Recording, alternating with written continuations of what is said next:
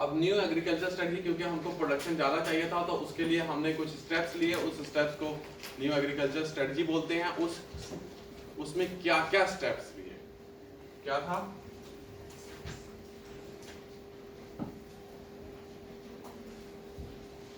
उसको तीन हेड्स में कैटेगराइज कर देते हैं।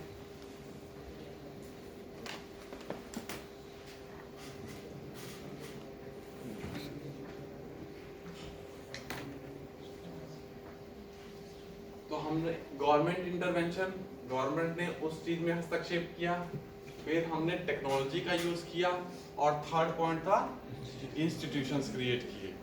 ये हमने स्ट्रेटजी अपनाई कि कैसे हम उसको प्रोडक्शन को इंक्रीज कर सकते हैं। तो गवर्नमेंट इंटरवेंशन में हमने क्या किया था, मैंने बताया था इरिगेशन फैसिलिटी कितनी % थी?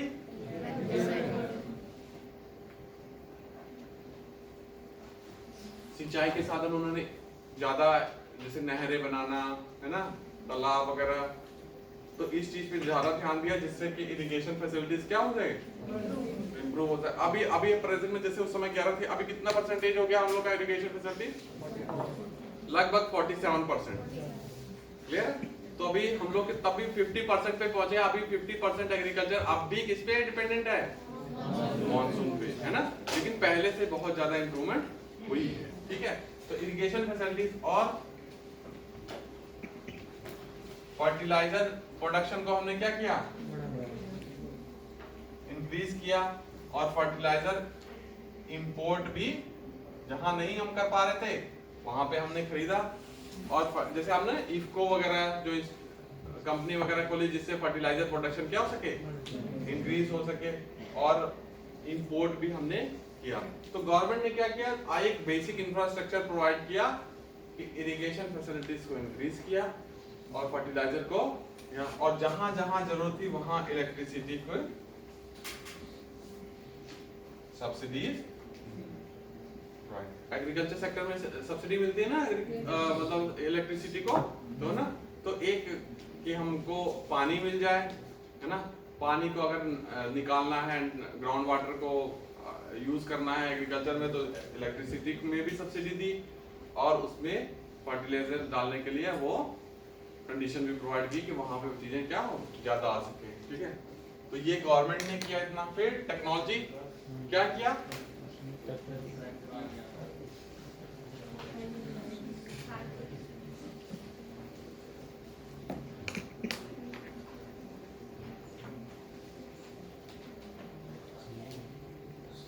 हाई यील्डिंग वैरायटी सीड्स, है ना।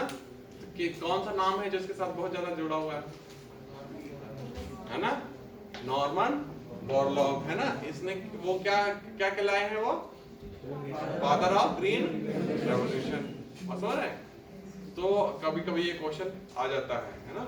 तो जैसे मैक्सिको से सीड्स आए, है ना, कभी कोई पूछ लेता है ये सीड्स वीट्स के आए वहां पे सीड्स, और राइस के कहां से आए, फिलीपींस से, है ना। ये भी क्वेश्चन कई बार पूछा हुआ है।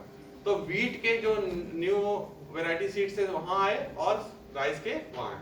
तो शुरू में जो एग्रीकल्चर का इफेक्ट था वो सबसे ज्यादा किस क्रॉप पे पड़ा, वीट पे, क्लियरली, है ना।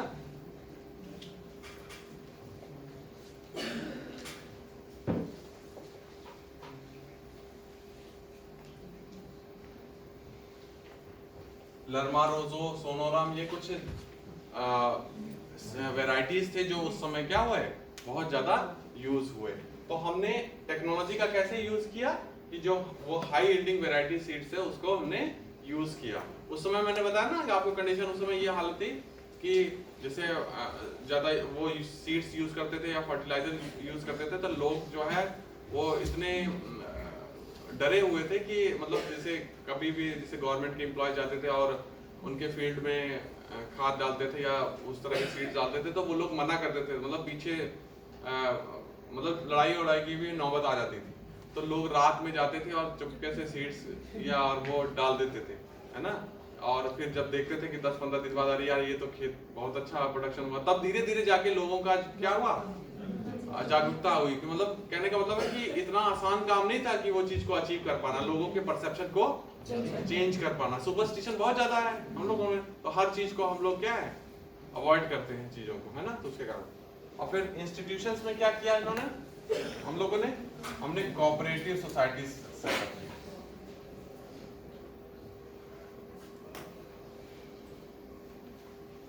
सहकारी समितियां, ये क्या करते थे, सहकारी समितियां ये क्रेडिट भी प्रोवाइड करती थी और फर्टिलाइजर भी।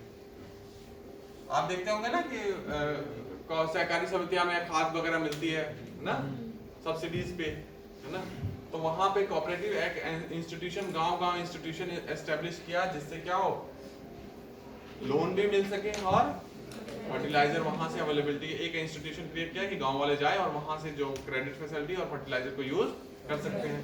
फिर उसके बाद हमने क्या एस्टेब्लिश किया, FCI, food corporation of India.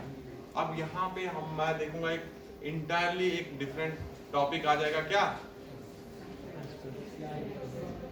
Agriculture price policy का, है ना, MSP, प्रोक्यूरमेंट प्राइस और इशू प्राइस, जो अभी फार्मर प्रोटेस्ट वगैरह होगा वो उसमें देखेंगे। तो हमने इंस्टीट्यूट बनाया। अब देखिए, जब मैंने बताया कि जब एग्रीकल्चर इन सब चीजों से पहले हम लोग इरिगेशन फैसिलिटी दी, फर्टिलाइजर दिया, सीड्स लगाए, प्रोडक्शन अपने आप क्या होगा, इंक्रीज हो जाएगा। लेकिन अगर इंक्रीज वो चीजें मार्केट में आ जाएंगी तो प्राइसेस क्या हो जाएंगे, क्रैश हो सकते हैं, क्योंकि एकाएक प्रोडक्शन इंक्रीज हुआ। अगर प्राइसेस क्रैश हो जाएंगे तो ऑटोमेटिकली फिर फार्मर्स को लॉस हो जाएगा। उस लॉस को बचाना है तो एक इंफ्रास्ट्रक्चर भी क्रिएट करना पड़ेगा। तो FCI बनाई गई, फूड कॉर्पोरेशन ऑफ इंडिया। वो क्या करती थी, उनका काम था कि प्रोक्यूरमेंट करना, प्राइस स्टेबिलिटी लेके आना और वापस गरीबों को देना। मतलब एक तो प्राइस स्टेबिलिटी और दूसरा फूड सिक्योरिटी, दोनों का काम था, है ना। और बफर स्टॉक कि कभी भी अनसर्टेनिटी, अगर प्राइस फ्लक्चुएशंस आते हैं मार्केट में, उसको भी कंट्रोल करना। तो इंस्टीट्यूशन, तो ये क्या करते थे, प्रोक्योरमेंट, किसान से खरीदते थे जिससे उनको रिन्यूमरेटिव प्राइसेस मिल सके, उनका लॉस ना हो और मार्केट का भी प्राइस बहुत ज्यादा ऊपर ना जाए, क्योंकि कंज्यूमर को भी लॉस ना हो। क्लियर है।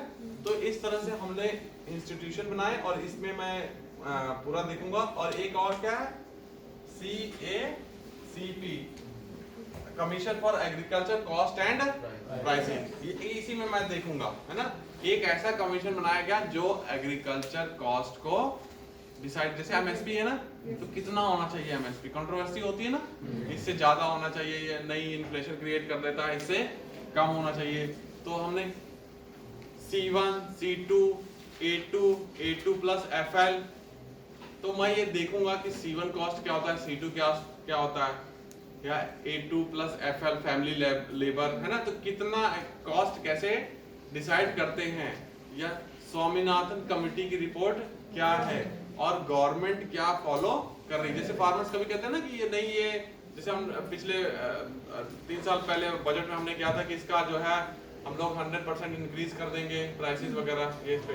तो गवर्नमेंट का क्या परसेप्शन है, गवर्नमेंट किस स्टेज पे फॉलो करती है और फार्मर्स क्या डिमांड कर रहे हैं कि हमारा MSP कितना होना चाहिए। तो वो हम लोग देखेंगे कि C1 C2 कॉस्ट क्या होता है, ठीक है। तो अब देखिए हुआ क्या, ये जब आपको पूछेगा व्हाट न्यू एग्रीकल्चर स्ट्रेटजी क्या थी, है ना, तो आपको ये बताना। अगर पूछेगा क्या जरूरत थी, तो इससे जो हमने पहले किया। अब इसका क्या है इफेक्ट,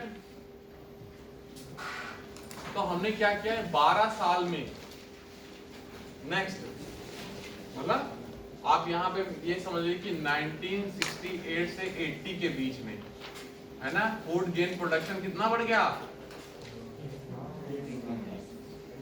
3 टाइम्स। इसको क्या बोलते हैं, रेवोल्यूशन। एग्रीकल्चर फील्ड में तो इसलिए ग्रीन रेवोल्यूशन। तो ये हमारी स्ट्रेटजी, इस स्ट्रेटजी के कारण प्रोडक्शन हमारा इंक्रीज हुआ, है ना, वो क्या हो गया, ग्रीन रेवोल्यूशन। लेकिन फिर इसके निगेटिव इफेक्ट क्या हुए, ये वाला मिटा दो नीचे।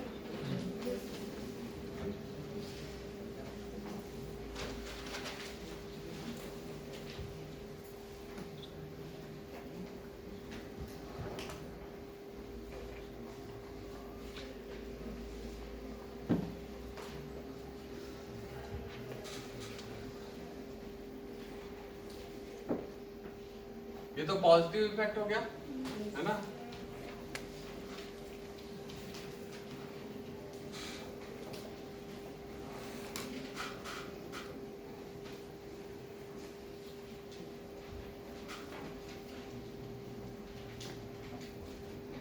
Concentration on only few crop, सिर्फ जनरली वीट और राइस पे ही कंसंट्रेट किया, है ना।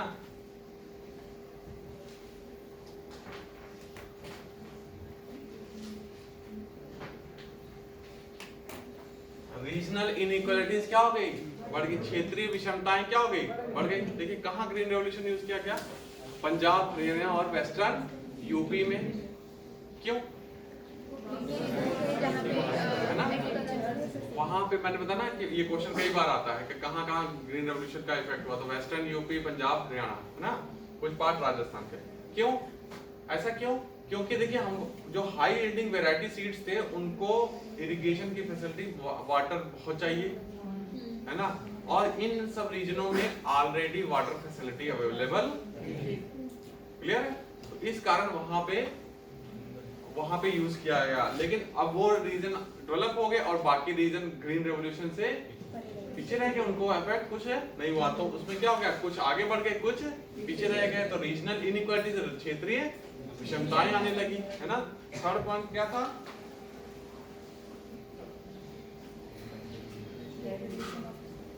Land degradation.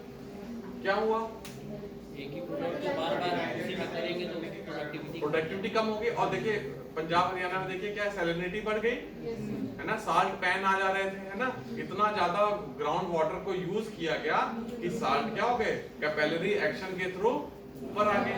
तो एक ऐसी हालत हो गई कि वो एक बंजर की डायरेक्शन में चल रहे हैं। तभी आप ना जिप्सम वगैरह डालते हैं उसमें कि प्रोडक्टिविटी मेंटेन रहे, लेकिन लैंड की क्वालिटी क्या होने लगी, गिरने लगी। तो अनसस्टेनेबल चीजें क्या हो रही थी। फिर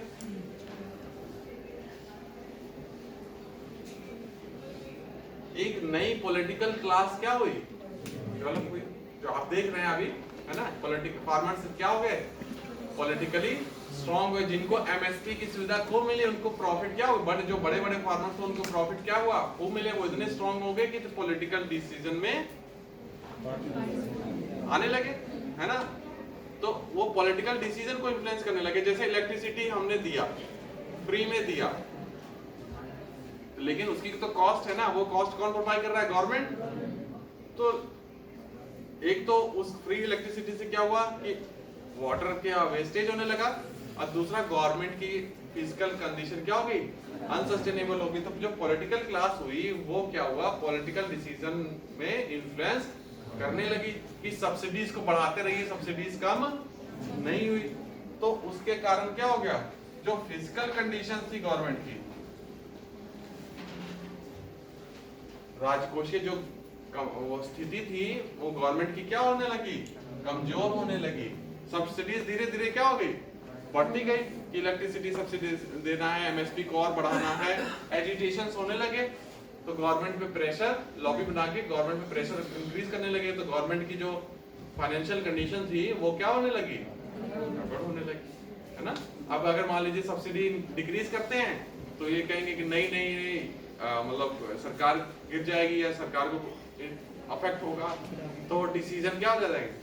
तो हमारे जो रिसोर्सेज हैं वो सही डायरेक्शन में यूज नहीं होते। तो जब पॉजिटिव इफेक्ट में ये, नेगेटिव इफेक्ट में, फिर लास्ट पॉइंट क्या आएगा, क्या क्या गवर्नमेंट कर रही है इसके लिए और आपका क्या सुझाव है। या अब एक पॉइंट आपका, उसमें आपकी थिंकिंग, आपका रोल आ जाएगा, जो आप करंट में पढ़ते हैं या अपने से आप सोचते हैं।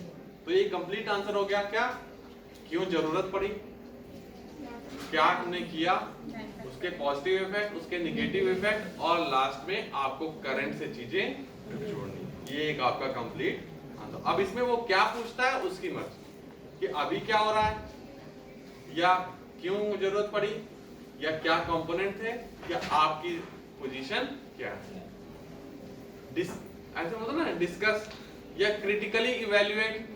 तो आपको पूरा आपका परसेप्शन अपना उसमें देना, ठीक है, क्लियर है। तो ये आपका टॉपिक खत्म हो गया। अब हमारा नेक्स्ट टॉपिक होगा एग्रीकल्चर प्राइस पॉलिसी, ठीक है। हाँ